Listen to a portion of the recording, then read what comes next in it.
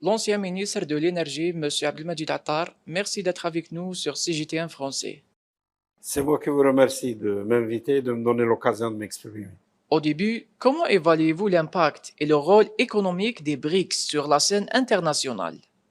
Bon, les BRICS, d'abord, je voudrais peut-être signaler que pour le moment, ils ne sont que cinq. Cinq membres, c'est un club. C'est un club d'échange, c'est un club d'échange d'informations, de partenariats, etc.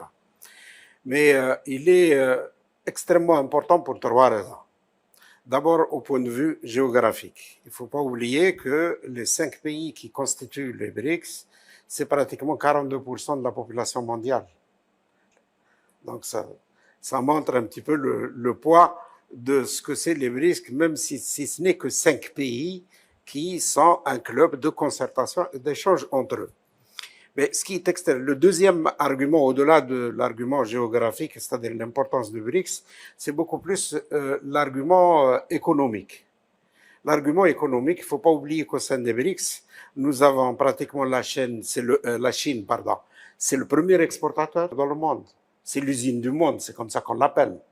Il y a la Russie. La Russie, c'est pratiquement l'un des principaux exportateurs de pétrole et de gaz. Qu'est-ce qui attire de nombreux pays comme l'Algérie à rejoindre cette organisation? On voit en ce moment dans le monde, je l'ai dit, le monde est en train de muter. Il était pratiquement unipolaire.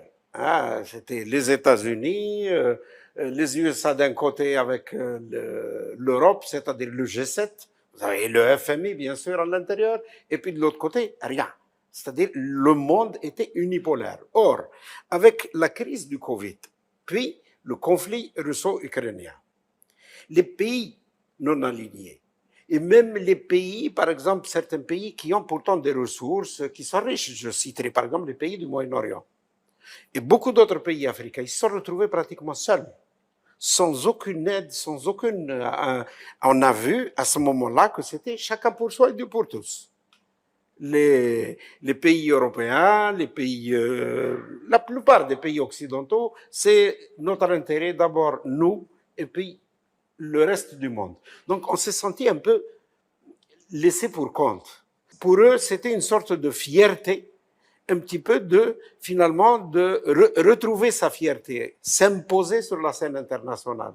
Pour eux, c'est l'occasion aujourd'hui, le monde est en train de changer, mais maintenant, ce qu'ils attendent, ces pays-là, par exemple, pour rejoindre les BRICS, parce qu'on rejoint une nouvelle organisation où il n'y a pas, c'est pas une organisation, par exemple, qui veut imposer son modèle de développement.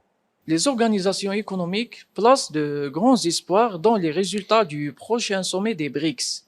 Quelle est la signification de cela? L'intérêt du prochain sommet des BRICS en Afrique du Sud, c'est que c'est un processus, probablement, qui va démarrer, qui va certainement entraîner une diminution de l'influence du G7, du monde occidental de façon générale, aussi bien sur le plan géopolitique que sur le plan économique. Moi, je pense qu'ils vont développer de plus en plus d'échanges entre eux avec les monnaies locales.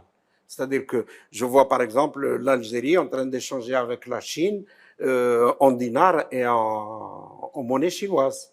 Avec la Russie en rouble. Mais ce qui est important, c'est que moi je suis persuadé qu'un nouveau processus de modification, de partage du monde, un monde multipolaire va probablement démarrer à partir du mois d'août 2023 en Afrique du Sud.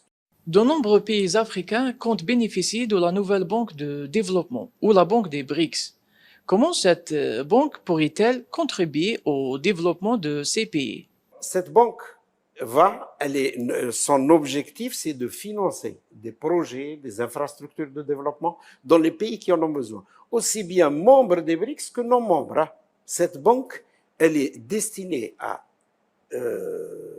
financer des projets, des infrastructures, surtout par exemple les infrastructures de transport transfrontalier en Afrique par exemple. Quel est le problème de l'Afrique? Les Africains n'échangent pas assez entre eux.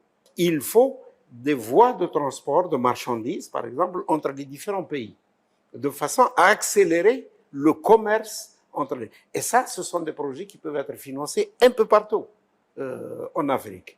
Il faut financer aussi la transition énergétique.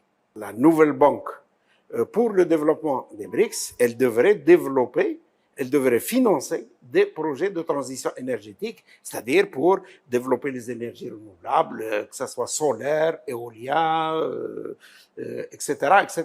Il ne faut pas oublier qu'aujourd'hui, par exemple, la sécurité alimentaire, au-delà de la sécurité énergétique, les deux crises qui ont touché le monde depuis 2020, c'est la sécurité énergétique et la sécurité alimentaire.